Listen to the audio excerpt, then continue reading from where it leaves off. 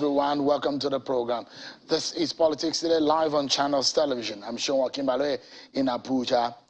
Let's get straight to it, everyone. Tonight, there seems to be some reactions to comments on the flooding that has ravaged many communities in many states of the Federation. Today, the Minister of Humanitarian Affairs, Disaster Management and Social Development, Mr. Dia Farouk, says from an assessment carried out so far by the ministry, Bayelsa State is not among the top 10 most affected states by the recent floods.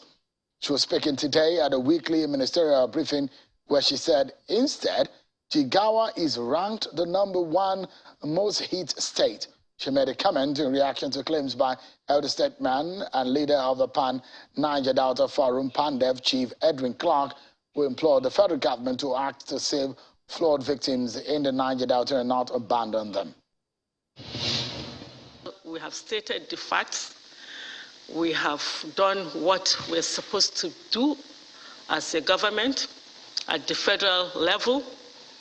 But these issues does not just begin or concerns the federal government. There are other authorities, individuals as well, that they have to take precautionary measures. And we have done that. We have done a lot of sensitization. As we all know, we cannot stop floods or some kind of natural disasters, but how to mitigate such disasters is what is important. And we have done quite much in this regard. All right, that's the minister there speaking about the flooding situation in the country. Well, tonight, there is going to be a lot of education, information, and some kind of clarification. We would be doing that between the PDP and APC tonight on their party manifestos, what they stand for, and especially we'll be finding out what Atiku Abubakar really went to the United States to do, and some of those engagements that he had, how much of benefit that will be to their campaign and to Nigerians, plus some of the reactions that have come between the two parties, the APC and the PDP. But stay with me, everyone. Let's check out some of your political roundup stories.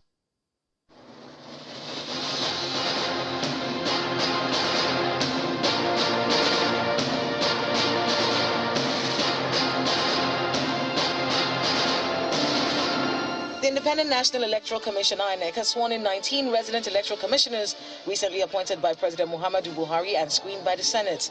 Speaking at a swearing-in ceremony in Abuja, the INEC chairman charges the new commissioners to be upright in the discharge of their services, bearing in mind that their loyalties to the country and not to any individual, group or political party.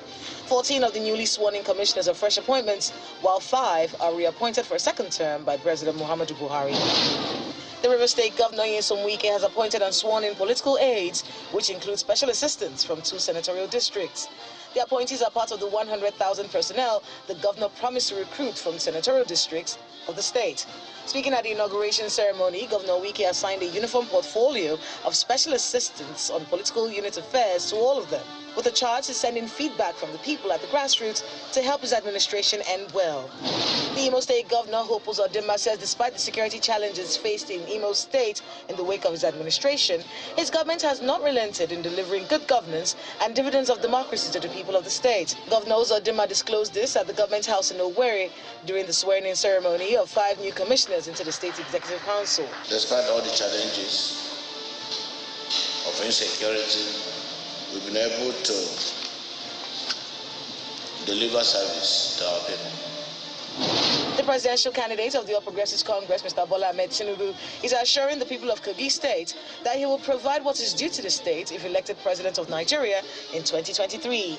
Mr. Tinubu, who was represented by the governor of the state, Mr. Yahaya Bello, stated this while addressing party supporters in Lokoja, the Kogi State capital, where he donated the sum of 100 million naira to victims of the floods in Kogi State. Part of the reasons we have put together this special work for Tinubu Shetima is to draw attention to this flooding problem.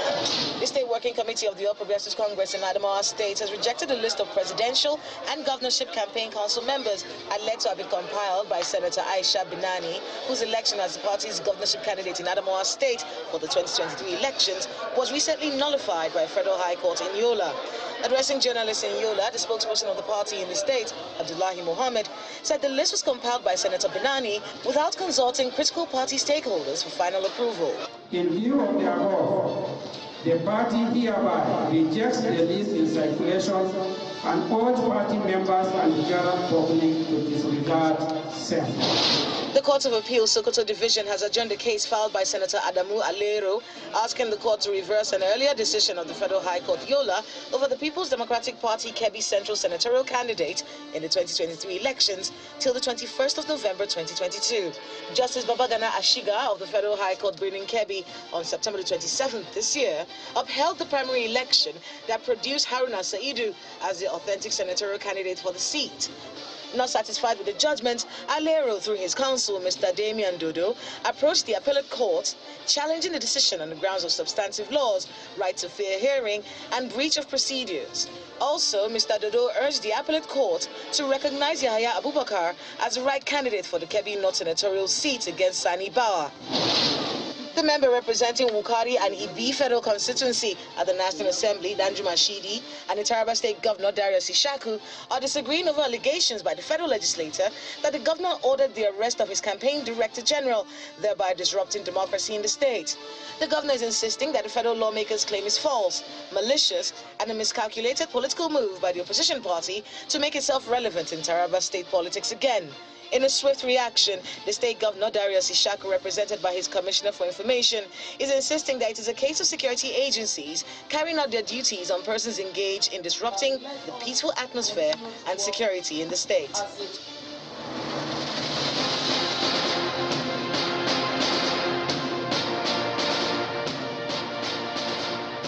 Right, thank you so much, everyone, for staying with us. Now, let's tell you that the leader of the Pan-Yoruba socio-political organization, Afenifere, Chief Reuben Fasoranti, said that he was misinterpreted in the media on the issue between himself and the acting leader of the group, Pa Ayo Adebanjo. Pa Fasoranti said he never stopped Pa Adebanjo from being the acting leader of the group. There were controversies when Pa Fasoranti on Sunday endorsed the candidate of the All Progressives Congress APC, Bola Tinubu, while Pa Adebanjo had earlier declared support for the Labour Party candidate Peter Obi on behalf of the association. In a statement today, through his personal assistant, Pa Fasoranti says that he has not said Chief Ayo Adebanjo is no longer the acting leader of Afenifere, nor that all future Afenifere meetings should henceforth be held at his residence in Akure.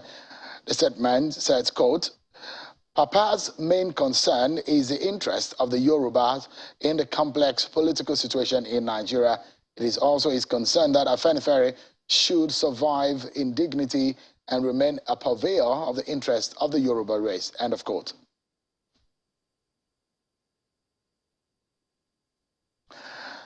Well then, let's tell you that within the major political parties, the PDP, the APC, the Labour Party, the NNPP, there's been back and forth. These political parties have been throwing jabs at each other over campaign promises, manifestos, agenda for Nigeria, and all sorts. But what is important for us, because it is very difficult to sieve out what the real issues are, but here on the program, you know what we do. We give you those information and the reality of the politicians and what they say, the promises, and we bring them to you for you to be the judge as a voter and the average Nigerian. Now, tonight, we'll be looking at what the APC candidate Bola Tinubu says he's going to do in his manifesto and what the PDP candidate Atiku Abubakar said he's also going to do in his manifesto. Both of these men have reeled out their agenda and their plans, and tonight we'll dissect them for you. Joining me tonight from London is one of the aides to Atiku Abubakar, who was with him in the United States to what they call it, to expand the frontier of the party and have expanded engagement is Mr. Rano Omokri, a former presidential aide and a member of the PDP. Thank you so much, Mr. Omokri, for joining us tonight. Thank you, Sheon. But can I correct something, Sheon?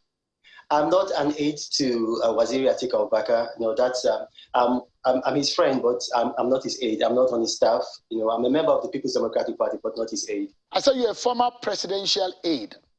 That's what I said. Yeah.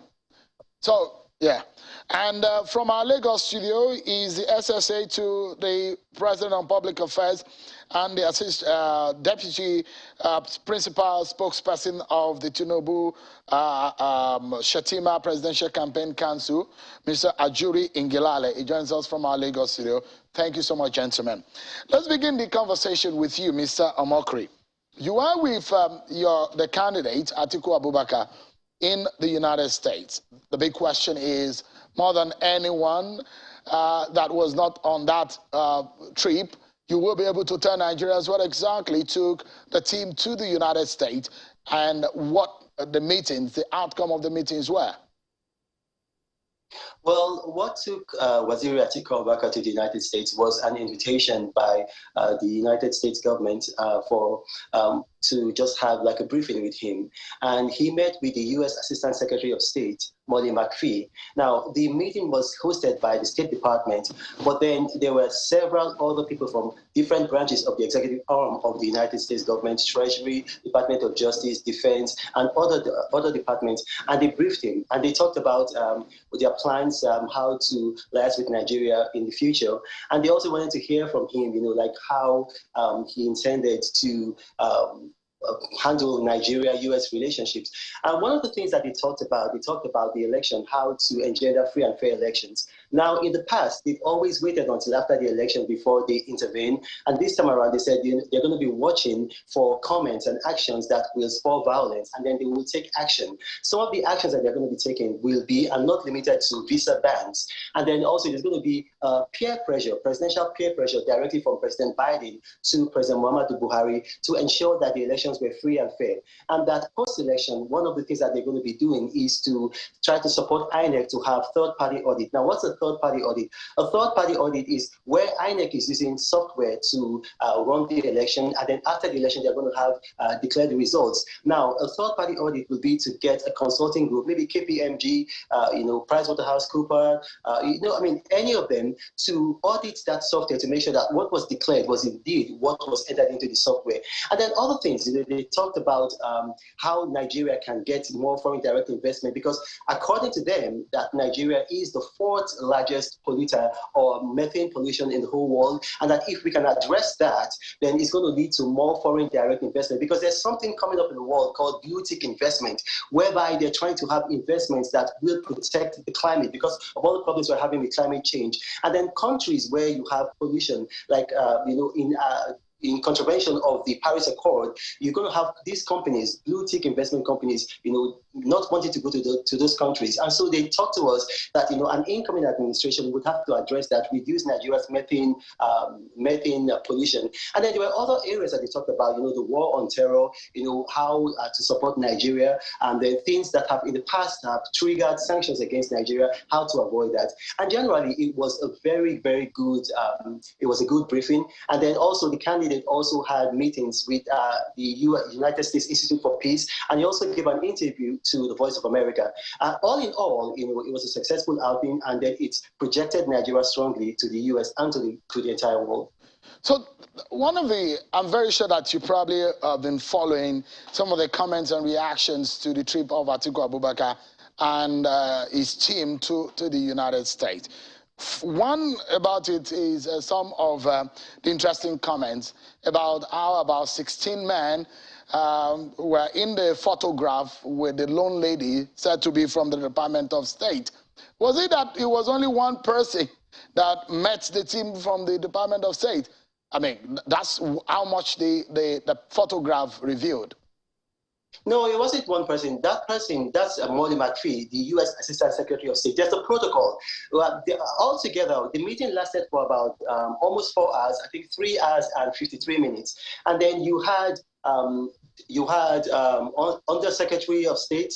You also had several people from different departments of the executive branch, from the Department of Justice, the Treasury, Trade, and various people from USAID, also from different departments of the. So altogether, I would say there were teams. The people who addressed us were about 40 people. They were not all there at once. So what would happen is that 8 people would brief us, and then we would ask questions, and then they would get up and go, and then another 8 would come, and so there was like a change like that. 8 people briefing and then going, and altogether there were about 40 people. When we were about to leave, those people sat down according to the protocol, and then the U.S. Assistant Secretary of State for Africa, Molly McPhee, escorted us out, and that was when that photo was taken. So it wasn't as if she was the only one there. Actually, the people who briefed us were more than the people who were there, the 16 people who were there.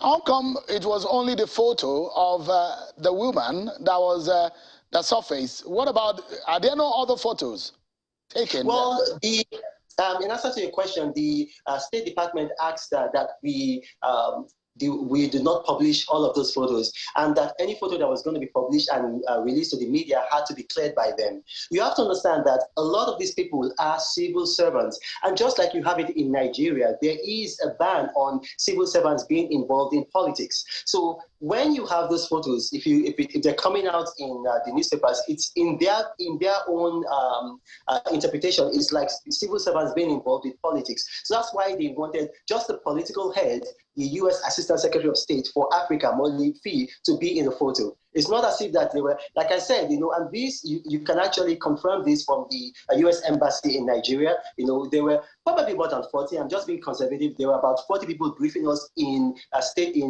phases, groups of 8. So it was really a large and expansive meeting. That photo is just a photo of the head of the delegation that met with us. There are 2 dimensions to that visit. I mean, from those who have been assessing it and looking at it, you wonder how many presidential candidates of the United States come to Nigeria for consultation, or in fact, how many of American presidential or politicians go outside of America, maybe to the UK, France, or to other countries, even if they're not coming to Africa, to seek consultation or to seek guidance. So that's in answer to that question, in 2008, when Obama ran, if you recall, when he ran for office, he went to Europe. He actually gave a speech in Germany. He met with the German government. He also went to the United Kingdom. When George Bush ran himself, he also traveled around the world. Here's the thing. If you as a candidate want to run, you have to be able to have foreign policy credentials. And one of the ways that you get that is by meeting with other leaders around the world, other governments around the world, in preparation to be president. So you don't wait until you're president to do that. You prepare yourself so that you can hit the ground running. You have to understand that Nigeria, and this is one of the reasons why he was invited, Nigeria is the largest market in Africa for the United States, and not just for the United States, for Europe. And then Nigeria also has the largest economy in Africa. We've got peacekeeping forces in various countries. So to ensure that there is no breach, these people will want to say, okay, these and these people are likely to emerge as presidents in the, so maybe if we invite them, we want to know, and it's also good for us too. So that when the person is elected, whoever it's going to be, and I believe it's going to be Waziri Atiku Abubakar, that person will be ready to lead from day one. So before I rest the issue of the foreign trip, were you able, when I'm saying you, I'm referring to the team, Atiku Abubakar and the team that he had with him, able to extract anything concrete from the United States government and the institutions there in the United States ahead of the elections? You went there with some prayers. You went there seeking some guidance and help. What exactly would you say is a concrete benefit or what you derived out of that, of the whole meetings that you had? We didn't go there for guidance at all, not at all. But however, we did have an agenda. And one of the agendas that we had was that we should have a free and fair elections. Because you know that if you look at the history, and the best predictor of future behavior is past behavior. Now, elections in Nigeria, sometimes they've not been up to par. You know, sometimes there have been challenges. We saw with the 2019 elections, the challenges that we had. So one of the things that we had, with one of the, I won't say demands, but one of the desires that we had was for the United States to ensure and give every support to INEC and every support to the security services to help them be ready for the elections, and then to also make a commitment right now, not during the elections, after the elections, right now, that they will take actions against anybody promoting violence or promoting anything that will affect free and fair elections. And they did make that commitment. You know, like I told you, the commitments where they said President Biden was going to use a peer pressure with President Muhammadu Buhari, it didn't just come from them. It was after they finished briefing us, and then the presidential candidate listened and said, okay, yes, it's all good, we've heard what you want to do, but what are you going to do now to make sure that people will already get the right message? Because you're very influential, you're giving financial support to INEC and other groups in Nigeria. And that was when they said, listen, we're not just going to wait, we're going to have political peer pressure from President Biden directly to President Muhammadu Buhari, and also we're going to have a third-party audit of the election results. So those were the commitments that we secured. Now, finally on that trip, give me an understanding. You said, apart from the Department of State meeting, you said you were there also at the Institute of Peace Affairs, isn't it?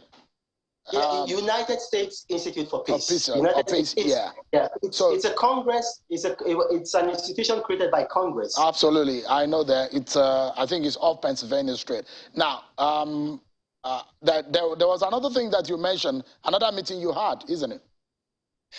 Well, there are other meetings that were had, which I haven't talked about because we're not at liberty to talk about them. Would I say those were high-level meetings that we can't talk about those meetings in the media. However, I did say that other than the United States Institute for Peace, the presidential candidate gave an interview to the Voice of America where he talked about his plans and his future for Nigeria and also for Nigeria-United States relationships. So there were no photos of your meeting at the Institute for Peace? Oh, no, there are photos. Those photos were released to the media. I'm surprised you haven't seen them. Actually, if you check on the candidate's Facebook page and on his Twitter profile and also on Instagram, you should see photos there. I mean, it was received and the photos were there, photos of him and then of his party.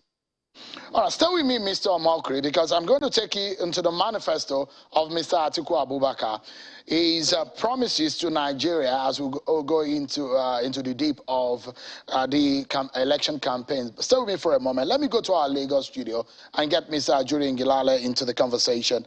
Ajuri, give us an understanding, or perhaps I should first and foremost allow you to respond to what Mr. Buala said on the program yesterday, that your party is campaigning against itself. I mean, I think it's right to give you, your party and your campaign organization, a chance of a response to some of these issues. Thank you very much for the time, Sheon, and the privilege of being on your program. This is the first time I've joined you since, of course, I became SSA in 2019. I would just respond to Mr. Buala's statement by dissecting what it is he said and what it is that's true. And obviously, what he said was absolutely false. If you look at our manifesto, you would find that on page 5, for example, when we begin to open up our plans for security in the country, we made it very clear on page 5 that we are building on the foundations laid by President Muhammadu Buhari in terms of the massive armament that has been conducted under his administration over the last 7 years, not just in the Air Force with new fighter jets that were procured through government-to-government transactions with various countries, including the United States government, which was actually signed in a meeting between President Donald Trump at that time and President Muhammadu Buhari. We're not chasing mid-level bureaucrats in Washington for clout chasing or prestige chasing. We go to get things done. We go when we need to get things done. I think, on the other hand, if you look at the manifesto, you would also find on page 27, when we talked about agriculture and His Excellency Asiwaju Bola Ahmed Tinubu's plans for agriculture, he makes clear on page 27 that we are building on the successful foundation laid by President Muhammadu Buhari in agricultural reform in the country. We went from a situation in 2015 where we were the largest importer of rice in Africa. Today, we are the largest producer of rice in Africa. We have gone from about 5 rice mills in the country to well over 30 rice mills in the country. We have invested massively in processing. We have, obviously, everybody knows through the Anchor Borrowers Program what we've done with over 1 trillion naira given out to millions of farmers across this country in low-interest capital to enable them to rapidly increase their production, not just in rice, but in wheat, cocoa, and many other staple items. If you look at the manifesto, anybody who has read the manifesto, which clearly Mr. Bwala proved to the nation he did not in his statement, you would know that we're very clear about the fact that we are proud of President Muhammadu Buhari's record. What we are saying, though, is that His Excellency Asiwaju Bola Ahmed Tinubu, his name is not President Muhammadu Buhari. He is not President Muhammadu Buhari, and his plans are not going to be the same. What we are saying is that with the foundations that have been laid, we are now going to accelerate those reforms, and we are going to make modifications that will add value to the reforms that had already been undertaken across sectors. Now, with that said, I think it's also important to note that when you find, spokespersons of a particular party always pointing fingers at somebody else and always trying to make, issue innuendos and speculation about other parties, it's because they know they don't have a record to run on. They don't. They don't. Look, I have a question for anybody who sympathizes with the People's Democratic Party. It's a very simple question. Can you just tell Nigerians in the 16 years that your party had, from 1999 to 2015, can you name those federal expressways, 100-kilometer federal expressways that you started construction on and you completed construction on? Can you tell us also those rail lines, the high-speed rail lines, or even the slow, old colonial-era rail lines that you started rehabilitation on and finished rehabilitation on in 16 years? Can you also tell us about social investment programs that you started and saw into implementation in 16 years with double the wealth and double the time? The reason why there's no genius in PDP that can answer affirmatively to those questions is because you cannot manufacture reality. Unfortunately, their history is their history and they cannot run away from it. So what they want to do is distract the country from what they failed to do by pointing false flags and fingers at the ruling party that has a record to run on. We can tell you that we inherited 5 international airports in this country at a completion percentage of 11%. And we can tell you that by the end of President Muhammadu Buhari's administration, the Port Harcourt International Airport, which was completed in 2018 and commissioned, the Abuja International Airport that was completed in 2017 and commissioned, the Murtala Mohammed International Airport in Lagos that was completed in early 2022 and commissioned into use. And then, of course, Aminu Kano in Kano is going to be commissioned, I believe, before the end of this year or in the early months of next year. And then, of course, the Akano Ibiam International Airport, where we built a new 10 billion naira runway of international standard, and the new international airport terminal will also be completed. My point is that we have a record that we can run on that is tangible and verifiable. Challenge the PDP to name what they've done for this country. Let me jump in quickly and ask you, because you can only judge people if there is a criteria for the roles they have applied for. Now, we can only judge, or Nigerians and the voters can only judge President Muhammadu Buhari and the APC government over the last 7 years or more based on what they promised and what they have delivered. So, I mean, in a straightforward answer, can you tell us that President Muhammadu Buhari has performed based on the promises that he gave to Nigeria or Nigerians in 2015? With a range of 1 to 10, 10 being the highest, how would you rate the performance of the Buhari government? 1 being the lowest, 10 being the highest in the last 7 years or more? Thank you very much, Sheon. I think you know me the way that Nigerians know me to be a very straight shooter, even when it comes to the assessment of my own administration. I can tell you where I think we have not done as well as we had hoped, and I can tell you where we have outperformed in the areas where we have done extremely well. You cannot talk about what this administration has done without factoring in the context within which it operated.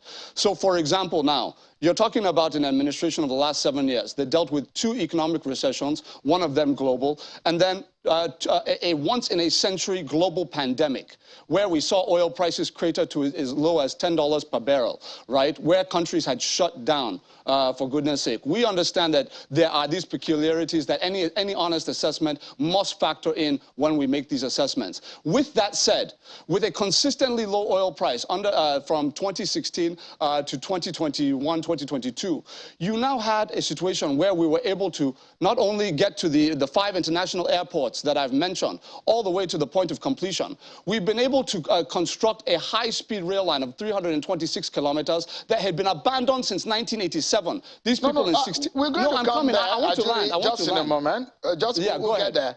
But Go ahead. The question I asked is, how do you rate? And I gave you a range, a marking scheme. Right. It's 1 and 10, 10 being the highest. We're going to come to the details and the nitty-gritty of the assessment.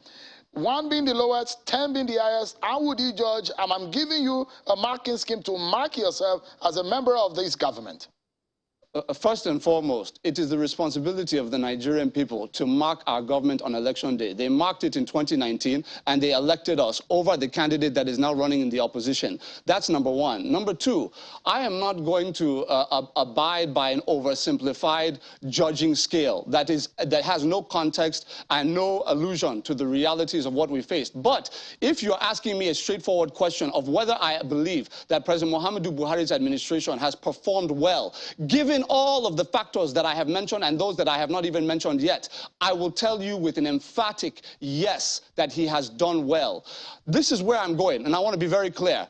Some Nigerians have asked me the question, and they're very right to ask me the question. Why is it that our currency has fallen now? It's trading in the black market, parallel market, at 850 naira to the dollar. Ajuri, we're due for a break. Apologies to cutting into your line of thought.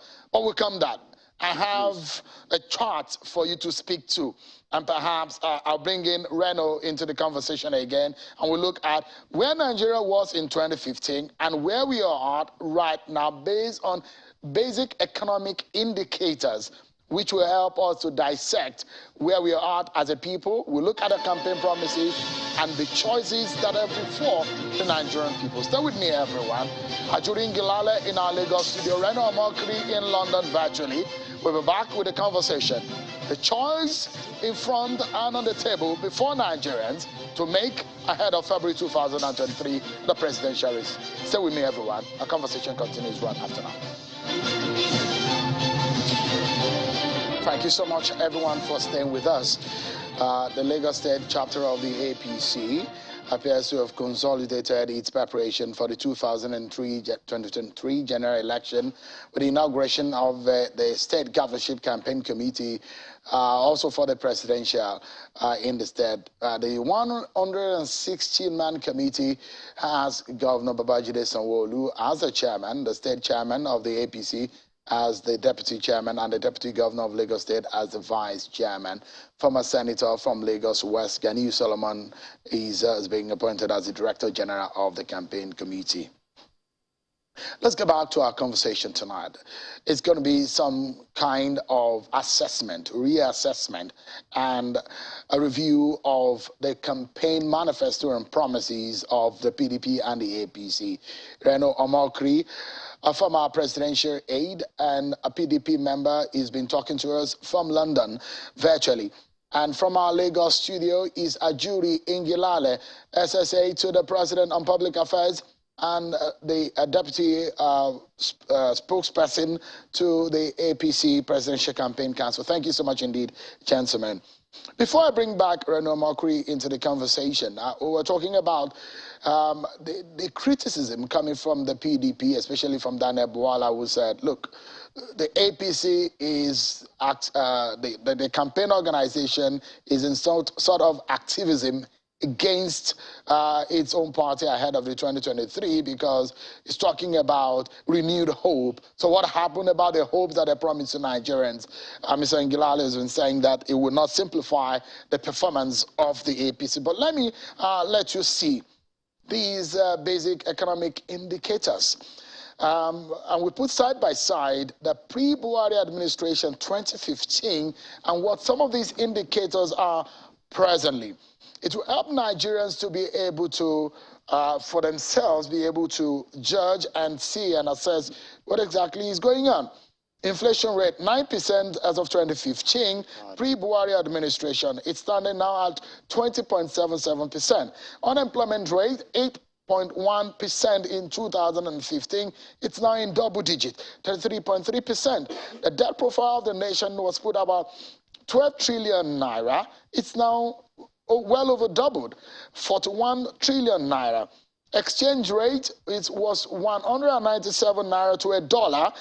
The parallel market as of today is way over 800 naira to $1. In the bank rate is about $430, 40 naira to $1. Foreign reserves, $228 billion was in there. Now is 38 billion. And the GDP growth rate, 2%, now 3%. So if you look at some of these indicators, Mr. Ngilale, would you say that your government, under President Muhammadu Buhari, has performed based on the promises he made to Nigeria, which includes adequate power supply, job creation, and other indices that relating to the parity of the dollar to the naira? Seun, thank you very much. Before I begin, do I have your commitment that as I answer this question that you will not interrupt me the way you did not interrupt Reno? Please. I will answer you. Well, I've not interrupted you except when I needed to. So I allowed you to speak your mind. I mean, the way I've allowed you. Please go ahead. Yes, thank you very much. I would like to land because this is very detailed and I want to be very clear with Nigerians about the facts that you've laid out and what we have to say about them. First and foremost, let us look at this issue of debt. If you can pull up the chart, that would be very useful for all of our viewers. But if you look at the issue of debt, you put on that list 12 trillion naira debt, right, as of 2015, national debt at 12 trillion naira, and then you put about, 41 trillion debt profile as of today. Now, this stat has been on most programming in some Nigerian news stations for a long time, absolutely and sometimes deliberately misleading Nigerians. And I say so because of this. And whatever I'm going to say now is verifiable, and I'll tell you where you can get the source of information. On the debt profile of 12 trillion that you're talking about there, it's relative to a currency value, right, of $150, 150 naira to $1 as of the time, 180 naira to $1 as it was at around 2015 or 197 thereabout. If you break that down as of the currency value at that time, the exchange rate at that time, what you will come up with is a total national debt figure of about at the time it was about $64 billion US. That is what we inherited on the first day in office, was $64 billion US total national debt. Now, if you look at the 41.68 trillion, right, and you're juxtaposing that not with 197 naira to $1, but with the current exchange rate where it is right now on the parallel, you will now get the actual debt figure as it is right now. And I believe at last check, if you look at the Debt Management Office, that's DMO. I invite every Nigerian listening to go to dmo.gov.ng to go and look at what the national debt was in 2015 and what the national debt is in 2022. What you will find is that when President Goodluck Jonathan took office in 2010, our national debt was $35 billion. When he left office 2015, our national debt was $64 billion. Meaning that he added essentially $30 billion to the national debt. Today, as of 2022, divide the 41 trillion that you're showing Nigerians, so boldly, by the parallel market rate, or even by the 438, and see what the figure is. What you will come to is you will see the figure is at about $95 billion or so, as of first quarter 2022. What that means is we added in 7 years, I want to be very clear with Nigerians. We added in 7 years to the national debt, the $30 billion we added in 7 years is what Goodluck Jonathan added in 4 years. We have all the infrastructure projects, roads across the country, bridges across the country, airports across the country, seaports, and all of these things, social investment programs, all of these MSME capitalization and all of that, to show what we've said is these are the people that took the same amount of debt in half the time. Let them show us what they did with that debt. They will not be able to show us. Now, so I want that to be very clear, because that gives the misleading impression that we have quadrupled the national debt over the last 4 years, which is absolutely false, because it fails to take into account devaluation. And this is the kind of thing that we need to avoid. Secondly, if we're talking about our foreign reserves, tell me how we came about the miracle that you have the highest revenues in the history of the country, an average of $110 per barrel and all of that, earning more than any other president had earned in history, right? And our foreign reserves were lower in 2015 than they are today after 2 recessions and a global pandemic and all of the hard infrastructure, social investment that we put in place. How is it possible that we increased it? I can tell you how.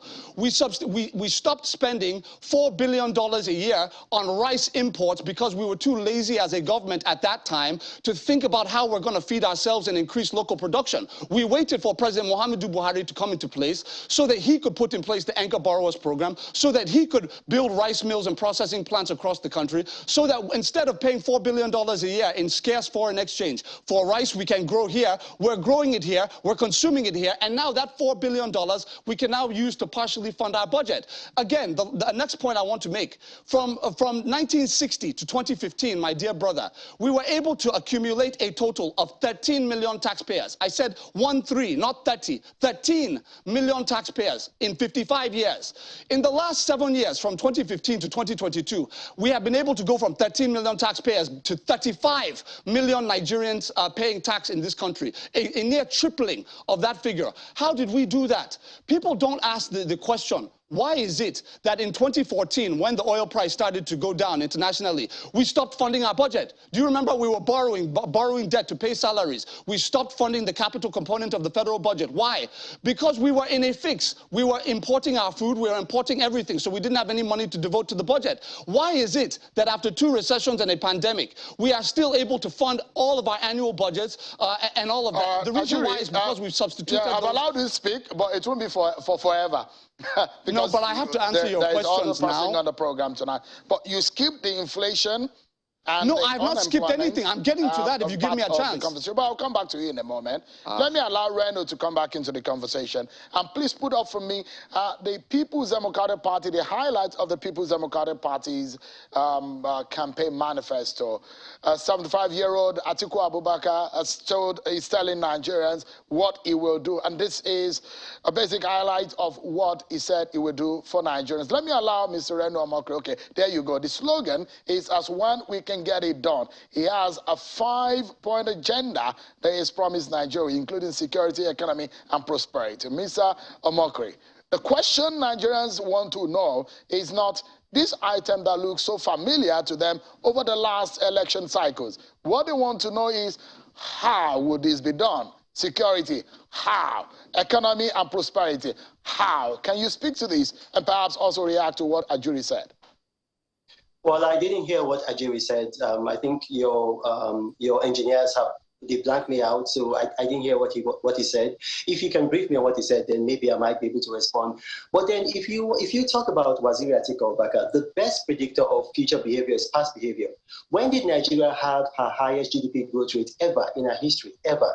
In 2002. And who was in charge of the economy then? It was Waziri Atiku Abubakar as chairman of the National Economic Council. As you know, the National Economic Council directs the affairs of Nigeria economically. And so he's been able to, he has a good track record there. If you look at when they came in 1999, what was the GDP of Nigeria? It was about $59 billion. By the time they left in 2007, what was the GDP? It had risen to about $270 billion. That means it be multiplied by 5. If you look at the per capita income, when they said in 1999, it was $489. By the time they left, it had gone to $1,883. So you see, if you look at My Covenant with Nigeria, the 5-point agenda, it's very, very, it is heavy on details. So you can read it and you can see details there. Like it talks about education. how he wants to improve Nigeria's economy via education, to make sure that education gets the highest sectoral allocation in the budget, to make sure that youths are equipped with the skills that they need to be employed, to be employable. And if you look at what's happening now, I'll give you a very good example. Last year, 2021, the British High Commission gave out 9,065 student visas. This year, they gave out how many? Almost 66,000 student visas. Why? Because there was the ASU strike. And because of the ASU strike, a lot of parents wanted to send their children abroad. Now, traditionally, Nigerians want to go to the United Kingdom, the United States, Canada, the European Union, and then Ghana. If 66,000 students are going to the United Kingdom, according to the data from the CBN, that's about $3 billion leaving our economy. By the time you add on the other countries, that's altogether about $5 billion. Our naira cannot be stable if we depend on other countries to educate us, to provide healthcare, and then to also feed us. And that's what he's addressed in his My Covenant with Nigeria, that education is going to receive the highest sectoral allocation so that ASU will be proactively funded. The university system will be proactively funded so that under a Waziri Atiku Abubakar presidency, there can never be an ASU strike. Now, if you look at what he said about the economy, he said that he wants the economy to be private sector driven. So the public sector will just stay within their core mandate, which is policy formulation and policy implementation. And then he says he wants to break government monopoly so that the private sector will drive infrastructure growth in refineries, railways, ports, power generation, power transmission. And if you look at his history as chairman of the National Council of Privatization, he's been able to do these things in the past, and he's going to come back and continue from where he stopped. Henry Ford did say that you cannot have a reputation based on what you want to do. So someone like Peter Obi and Asiwaju Bola Ahmed Tinubu, their reputation is based on what they want to do. Waziri Atiku Abubakar's reputation is based on what he has already done. Look at what he talked about with security. For security, he says that there must be a register of births and deaths in Nigeria, and then Nigeria's borders must be fully policed. Why? Because insecurity, at the root of insecurity is poverty. Now, if you want to address poverty as a government, you have to have social security. That means that people can be poor in Nigeria, but they cannot be poor. Rano, just give me a moment. Give me a moment, because I'll put side by side the manifesto of Atiku Abubakar and Bola Tinubu side by side so Nigerians can see. Although everything seems to be all right. Maybe it's your device that is playing trick on you. Everything seems to be all right from this angle and from this end. Our engineers can confirm that to you. Let me bring Ajuri into the conversation. The summary of the APC manifesto, just in about a minute or so that Rano used. Use that also to speak to the summary of your candidate's manifesto. And the big question is, how? Thank you very much, Sheon. First of all, you laid out a chart that gave an impression of things that can easily be explained, that when I started to explain, you now said I skipped things when I was trying to get to them. But of course, you're saying there's no time, and now you've brought in another question that will take me in another road without me addressing the previous one. I will try to address this one you have asked me, but I would just like to say very quickly. I mean, yes. Instead of spending that minute to complain, you've complained at every question that I threw at you. No, I have not complained about the questions. I love your questions. What television timing? No. I'm not. Okay, thank you, but I'm not complaining about your questions. I love your questions. Just go ahead, please. Yes, I just want to be able to respond. See, let me be very clear. All right, you've asked me about the manifesto. If I'm going to respond and discuss our manifesto, right, I would just like a situation where we can break it down and have you challenge him on his candidate's record the way that you're challenging us on our record. I would like to see you ask the questions that people want to see of PDP's time and also of Alhaji Atiku Abubakar's time as the chairman of the National Privatization Council when Delta Steel of $1.89 billion was sold off for less than $70 million. And when the $3.2 billion aluminum smelting company in Akwa Ibom was sold off for $130 million to friends. These are things that we want you to ask Reno. Now, if you're asking me the tough questions, I will answer them. And I will talk now about the manifesto. The manifesto is very clear. First of all, we're building on the foundations. We're accelerating and modifying and really adding kind of value-added specifications to the various sectoral roadmaps that had already begun implementation under President Muhammadu Buhari's administration. For example, let's go to national security. One of the major things that His Excellency Asiwaju Bola Ahmed Tinubu is bringing to bear is he's saying, look, we have done a lot in terms of armament and spreading the presence of our armed forces across the country to deal with various threats. But what we need to do now at the next level of implementation of the reforms is to add specialization within our armed forces. So he's going to establish a forest guards reserve that will in real time be manning our various forest enclaves across this country to ensure that we don't wait for a situation where bandit groups can gather together, coalesce and plan within these forests. We will already have a presence inside of these forests with unique armament, unique equipment, and unique transportation mechanisms for them to easily traverse the forests. So we want to be very proactive in our approach to national security in a way that's a bit more specified than perhaps what we've been doing over the course of the last few years. So that's just a change. It's not so much a throwaway and replace. It's an adjustment and a modification. Now, if you look at agriculture, where are we now? We're in a situation where, yes, we've empowered our farmers, we've substituted our imports with local production, which is fantastic. Where we are now is we need to now get to the point where we increase the scale of cultivatable land in the country. Right now, we have about 35% of our arable land in this country under cultivation. We want to expand that to 65% by the end of the first term of His Excellency Asiwaju Bola Ahmed Tinubu as president, meaning that we're going to have more available land to cultivate so that the farmers that we have already, whose capacity we have already built, who already has been, taken care of by this administration, we can now get more farmers into more arable land to increase production. If we're talking of education, if I may, just 2 more minutes? Ajuri, we may not be able to get into that because we're totally out of time. But we do have opportunities ahead in the coming days on some of these things. We've done we've broken down some of your manifesto, both the APC and the PDP, side by side, and perhaps for Nigerians to be able to see, but we will not have time to dig deeper into all of that because we're totally out of time. I must sincerely thank both of you. Ajuri Ngilale, SSA to the President on Public Affairs and one of the spokesperson of the APC, and Ms. Reno Omokri, who has been with us virtually from London, a former presidential aide and a PDP member. Thank you so much, gentlemen, for your time tonight on the program. And that's our show for today, everyone. I'm Seun Okinbaloye. God bless Nigeria.